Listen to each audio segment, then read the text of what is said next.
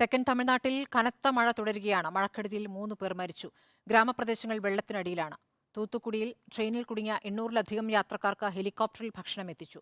ദില്ലിയിലെത്തിയ മുഖ്യമന്ത്രി എം.കെ. സ്റ്റാലിൻ പ്രധാനമന്ത്രിയുമായി കൂടിക്കാഴ്ച നടത്തും.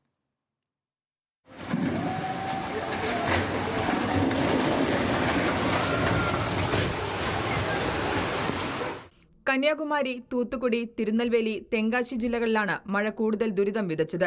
5 ജില്ലകളിൽ ഗ്രാമങ്ങളെല്ലാം വെള്ളത്തിനടിയിലാണ്. നദികൾ കരകവിഞ്ഞൊഴുകുന്നു. അണക്കെട്ടുകളും നിറഞ്ഞു. തൂത്തുക്കുടിയിൽ റെയിൽപാളത്തിനടിയിലെ മണ്ണ് ഒലിച്ചുപോയതിനെ തുടർന്ന് 800ഓളം യാത്രക്കാർ ശ്രീവൈകുണ്ഠം സ്റ്റേഷനിൽ കുടുങ്ങി. ഞായറാഴ്ച രാത്രി 8:25-ന് തിരുച്ചെന്തൂരിൽ നിന്ന് ചെന്നൈയിലേക്ക് പുറപ്പെട്ട ചെന്തൂർ എക്സ്പ്രസാണ് കുടുങ്ങിയത്. വ്യോമസേനയുടെ ഹെലികോപ്റ്ററിൽ ഭക്ഷണം എത്തിച്ചു. NDRF സംഘം രക്ഷാപ്രവർത്തനം തുടരുകയാണ്. കേരളത്തിലൂടെ സർവീസ് നടത്തുന്നതടക്കമുള്ള 17 ട്രെയിനുകൾ റദ്ദാക്കി. രാമനാഥപുരത്ത് 2 ഗർഭിണികളെ എയർലിഫ്റ്റ് ചെയ്തു. റോഡുകളിൽ വെള്ളം കയറിയതിനാൽ ഗതാഗതം സ്തംഭിച്ചു. മിക്കയിടങ്ങളിലും വൈദ്യുതി വിതരണവും നിലച്ചു. കന്യാകുമാരി വിവേകാനന്ദ സ്മാരകത്തിലേക്കുള്ള ബോട്ട് സർവീസ് നിർത്തിവെച്ചു. തെങ്കാശി, കുറ്റാലത്തും അഞ്ചരുവിയിലും സഞ്ചാരികളെ വിലക്കി. 4 ജില്ലകളിൽ നിന്നായി 7500 പേരെ മാറ്റിപ്പാർപ്പിച്ചു. 3 ജില്ലകളിലെ സ്കൂളുകൾക്ക് ഇന്ന് അവധിയാണ്. ദില്ലിയിലെത്തിയ മുഖ്യമന്ത്രി എം.കെ. സ്റ്റാലിൻ പ്രധാനമന്ത്രി നരേന്ദ്രമോദിയുമായി കൂടിക്കാഴ്ച നടത്തും. ദുരിതാശ്വാസ പ്രവർത്തനങ്ങൾക്ക് കൂടുതൽ പണം അനുവദിക്കണമെന്ന് ആവശ്യപ്പെടും.